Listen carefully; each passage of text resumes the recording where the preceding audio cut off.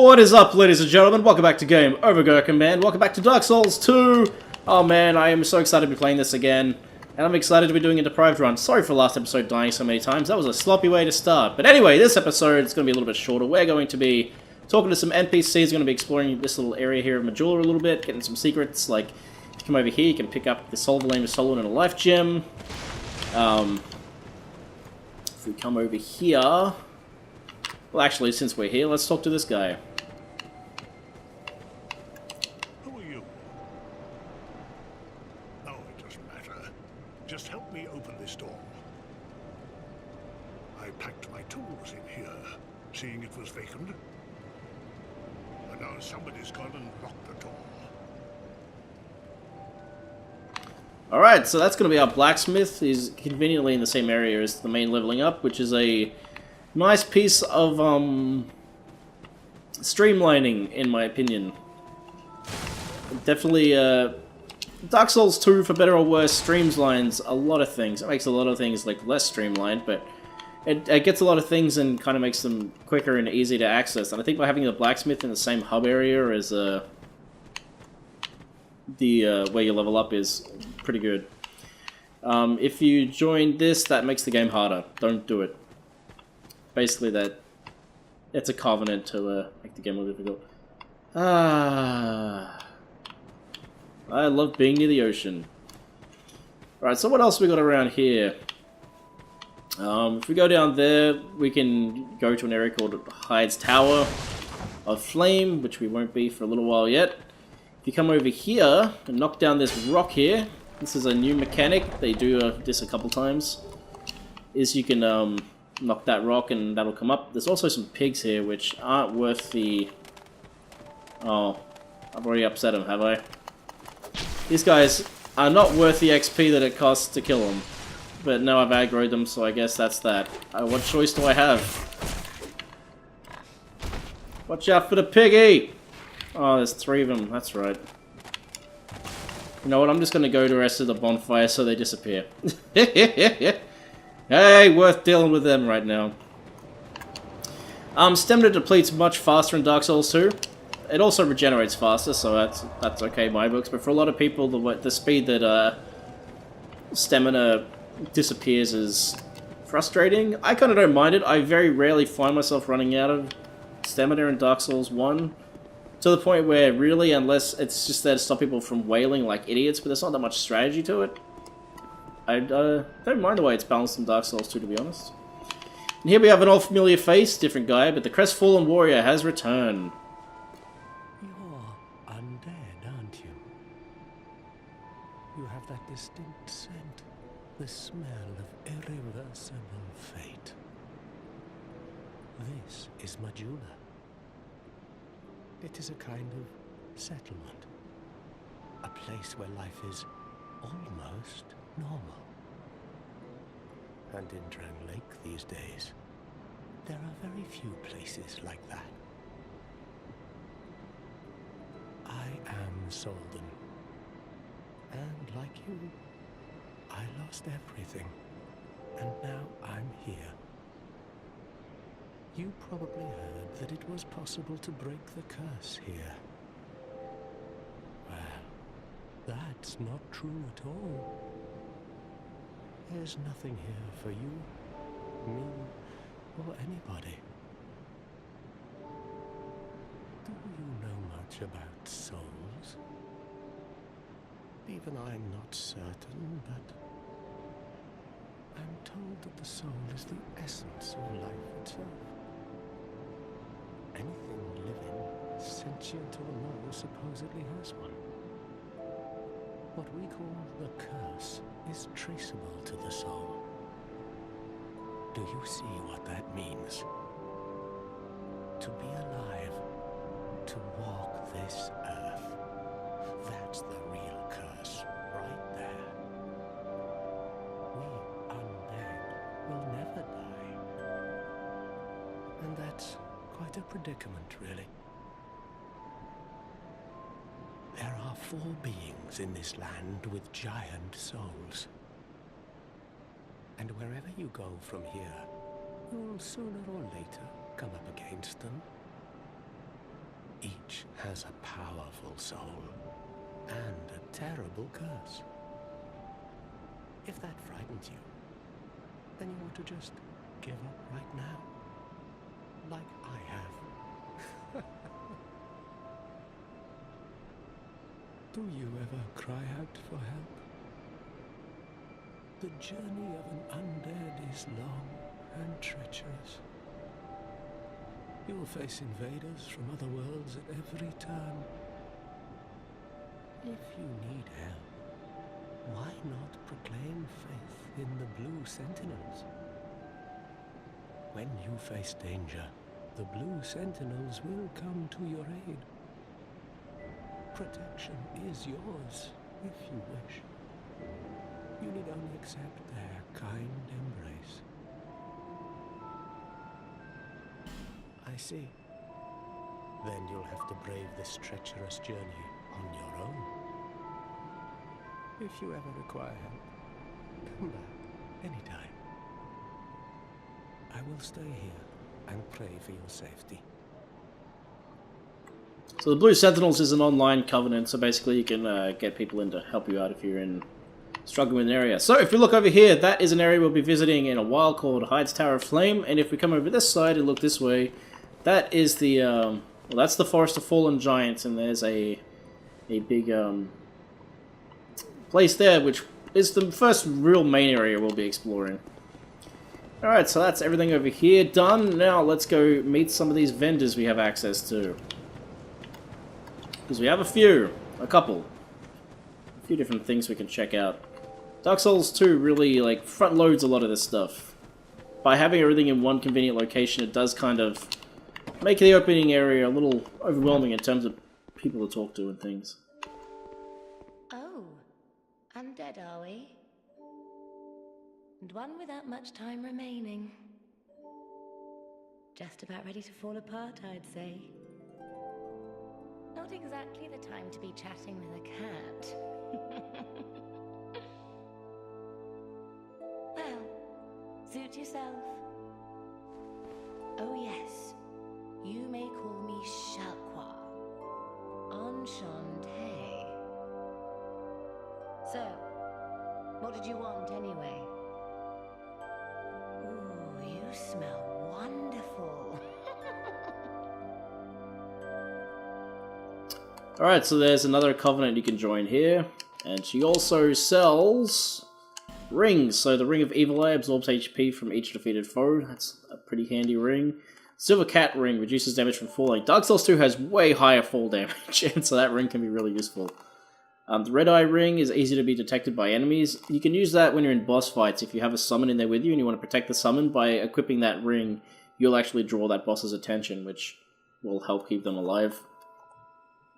Some of the characters, the NPCs, in order to be able to complete their quest lines, that ring is really useful.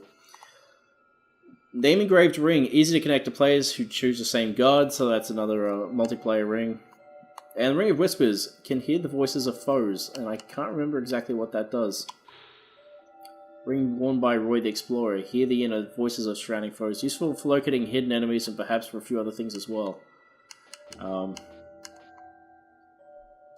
Oh, well, I guess while I got these open. A modest but inexplicably disturbing ring absorbs HP for each enemy defeated. Peer too closely at the rare stone that forms the eye of this ring, and things writhe and stir may come into focus.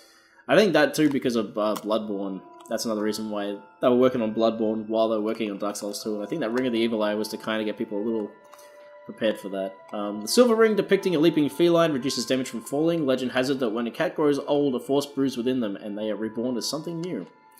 Red Eye Ring. A cursed ring depicts a demon eye, becomes easier to be detected by enemies. If it's tranquility that you seek, then you should never have left your home. If you seek strife, then fair enough, but no need to overdo it. And the Name Engraved Ring. A special ring that can be engraved with the name of a god, becomes easy to connect to worlds of players who choose the same god. There are countless vertiges of long-lost gods in the ruins of Drang Lake, or perhaps they are the very same gods as ours, only known by different names. And then we have... She also sells Homeward Bones, which you may remember from before. They allow you to teleport back to the most recent bonfire. Prism Stones emit light, marks path. I haven't found a use for those in this game.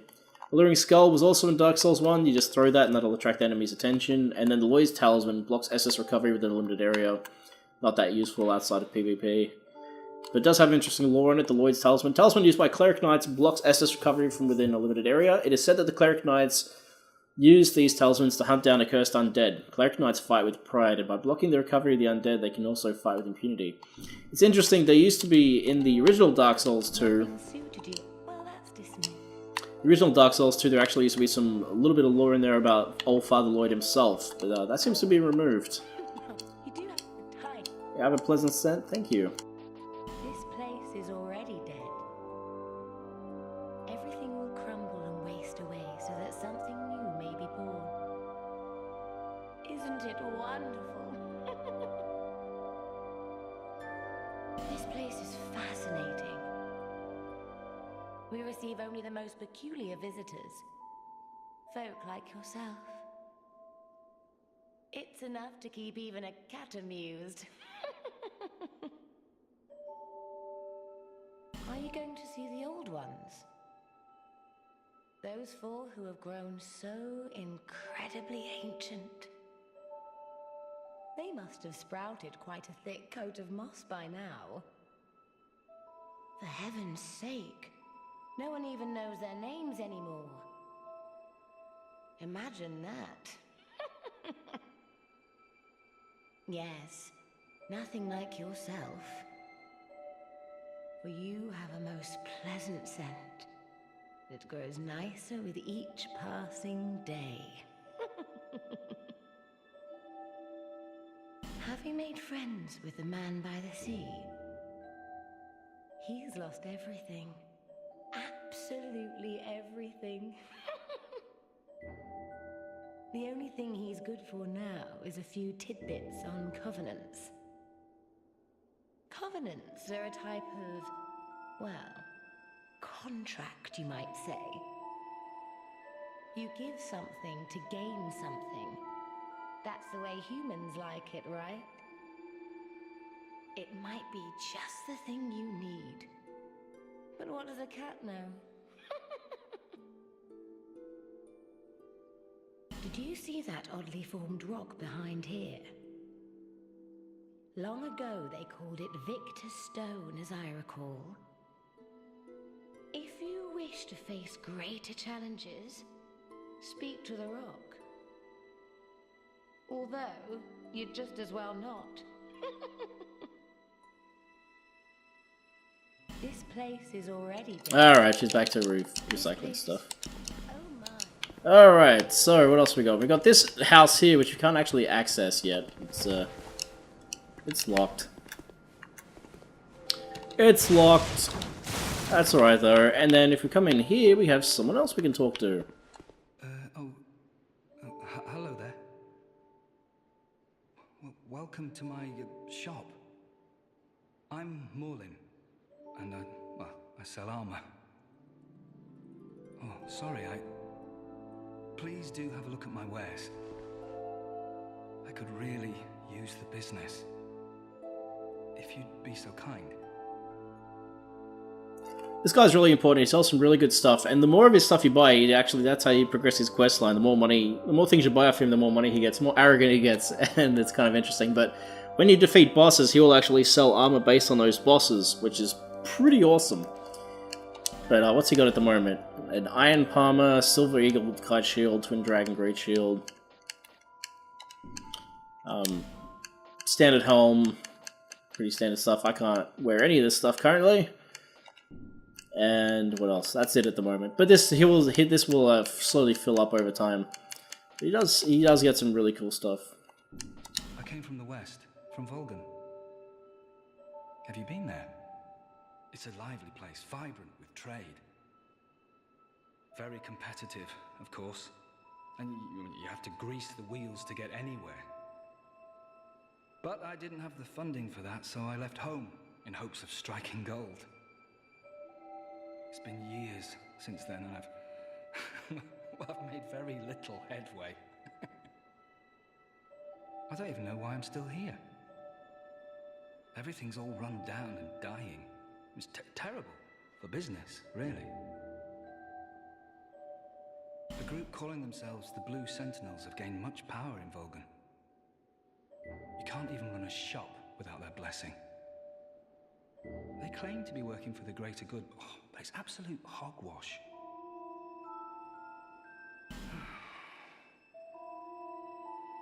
Oh, by the gods, why the hell am I here? Alright, that's everything he has to say. I've never noticed this ladder here before. I don't think I've ever climbed up here. I don't think I've ever noticed this was... Oh, well, let's see what's in here. Titanite shard, fucking awesome. I had no idea that was squirreled away there. Titanite shards work just like they did in the previous game, and they're very helpful. Now, one last thing to do before I read these item descriptions and finish this episode is there's a couple of little secret hidden items around here, including a weapon, I believe, from memory. I just gotta remember how to actually get to them. I know you drop down from somewhere. I think if you come back up here, you can do it. There's a drop-off point up here, and you can get binoculars and some other cool stuff. Yeah, this is it. Up. Now, from here, we drop off to here. Perfect. Morningstar Cleric Sacred Chime. So, if you want to be able to use those sort of things, this is the way to come. And binoculars. Alright, now, let's get back to this bonfire. Actually, I picked up another soul too, didn't I? I picked up a... what was it? It was a Soul of a Nameless Soldier. Is this enough to level up one more time? That is. Alright, I'm going to level up one more time and then we'll read these item descriptions and call this an episode. Alright. Is that a Yes! However faint. That is a shot. Upgrade my Estus Flask. It's funny, there's like absolutely zero fanfare when you upgrade your Estus Flask. It's just, Estus Flask, strengthen. It's like, oh, great. Alright, level up. I'm going to put up my strength again, because I know I'm going to be picking up an item, a weapon in the next area, and I want to be able to wield it as quickly as possible to make life easier for myself. That weapon being a hand axe. Now, let's have a look at some items, shall we? Estus Flask, a green glass bottle of unknown make. Fill it with Estus at a bonfire and drink it to restore HP. The nature of the link between the Estus Flask and the bonfire that illuminate the world of the undead is entirely unknown. But that is of little concern, for any undead knows the value of these precious flasks. So that carries over directly from Dark Souls 1. What is different is, instead of... in Dark Souls 1, you remember I had to kindle the bonfire, I had to sacrifice a humanity in order to strengthen the bonfire and get an extra 5 charges. Dark Souls 2, you find individual flask shards, and the more of those you collect, the more charges you get, basically. I like both systems. I personally... I do like the risk, the cost of kindling a bonfire in Dark Souls 1, but I like the sense of progression you get as you slowly watch the number of Estus Flask charges you get. You can see the advantages of both. Some people have a preference. I don't personally have a preference. I think they both work pretty well. New item, the Life Gem. Small stone made up of crystallized souls gradually restores a small amount of HP. Often found near abandoned corpses as if it were what remained of the soul. So that's the new big healing item. Amber Herb, an annual herb with an amber colour so deep it gives the impression of luminescence. Restores a small number of spell uses. It is the mistaken belief of many that the flowers of this herb do not blossom. However, small white flowers do blossom during dusk when the moon is visible. Got the Divine Blessing, which was also in Dark Souls 1. Holy Water endowed with the Divine Blessing, cures status effects and fully restores HP. Water blessed by an ancient goddess. Her name is long forgotten, and the Magic Academy of Melfia denies her even existence. At any age, there are those who refuse to see reason. It is their meddling that is their distorts the truth. A Homeward Bone, just like in Dark Souls 1, a white ashen bone returned to the last bonfire rested at. Bonfires burn on the bones of the undead, and this bone belonging to one whose journey was cut short has the power to travel to bonfires, as if it yearns to resume its futile quests. Which I always thought that was interesting. Of course, the Dark Sign's back. And their cursed mark, the Dark Sign induces death, returning the player to the last bonfire rested at the cost of all souls held. Do what you must to gather the pieces, scraping them into some resemblance of a whole, before the will to do so fades. And then we picked up the Crackhead Eye Orb. Cracked Red Eye Orb, if I can talk today. Online play item, invade other worlds. Defeat the master of the world you have invaded to acquire a token of spite. The residual sins of those who have succumbed to dark temptation are contained in the form of the Cracked Red Eye Orb, which we won't be using because I don't play online, because I don't have Xbox Live set up. Black Separation Crystal, a symbol of farewells that has been passed down since time immemorial. The crystal sends fandoms back to their homes, or sends you back to yours. Whether ending in hope or despair encounters a valuable experiences, beware fickle use of this item. And also the Bone of Order, which is an online play item, which I won't be using. You'll be punished for fleeing from other worlds by disconnecting unjustly. However, this charm will disperse the ire directed at you. But sins are not easily buried, and there are no telling if you will let off so easily next time. Each encounter in life is a precious turn of fate, and fates will not be cheated. You also picked up the dagger, which I've been using. It's just a standard dagger, has only modest attack and short reach, but can be jabbed in rapid succession. With a powerful critical attack, this is a potent weapon in the hands of the capable. Also picked up a Morning Star, a club fitted with a spiked head. The spikes in this blunt weapon cause bleeding, normally wielded by clerics but clearly intended to draw blood. And picked up binoculars, which are very cool. Binoculars are used to peer into distant sights, equipped in place of a weapon to use. A rare tool crafted in Vulgan, these won't help you in battle, but a little creativity can be put to good use. We also picked up this Cleric Sacred Chime. Most clerics receive this as their first sacred chime, a catalyst for miracles and hexes. To use miracles, equip a sacred chime and attune a miracle at a bonfire. The strength of most miracles is affected by the caster's faith. I'm not going for faith builds, so whatever. And then lastly, with the imported gear, hemp hood that fully covers the face, provides protection from the elements, and little more. This cursed souls who wander the lands have a strange way of ending up here, as if drawn from afar by some force. I think all of the all this stuff says the same stuff, yeah. And then we've got two rings here. The life ring, an old ring set with a red jewel, raises maximum HP. Each ring has a different power, and even very modest rings can be a great boon on a perilous journey. And then we picked up the ring that I told you in the last episode from that ogre that we fought, the stone ring. The beloved ring of the gallant shieldless Luthian, formerly of Ferosa. Hits greatly reduce enemy poise. The effect may seem trivial, but for those who comprehend how critical it is to exploit the hole in enemy defenses, the significance of this ring will be clear. Basically, that makes it easier to stagger enemies, which is, you know, when you're as weak as my character is right now, not a bad thing. Speaking of being weak, if I was to grab, say, the Morning Star... So you can see down in the stats here, like, in order to wield the dagger, you only need 2 strength and 6 dexterity. To wield the Morning Star, you need 15 strength and 7 dexterity. I've got 7 dexterity, 7 strength at the moment. So I can't even dual wield it, because basically if you want to dual wield a weapon, you need to have half of its stats. So basically, half of its requirements. So essentially, those 2 stats are then split over the 2 hands is the idea. So with one more level up, I could use that Morning Star, but once we get the axe, that won't matter anyway. But that's going to be it for this episode. Thank you for joining me, ladies and gentlemen. Next time, we're going to actually start our adventure, and I can't wait. And I look forward to seeing you then. So I hope you join me for that. And yeah, if you do, I'll see you then. So peace out, and as always, have a good one.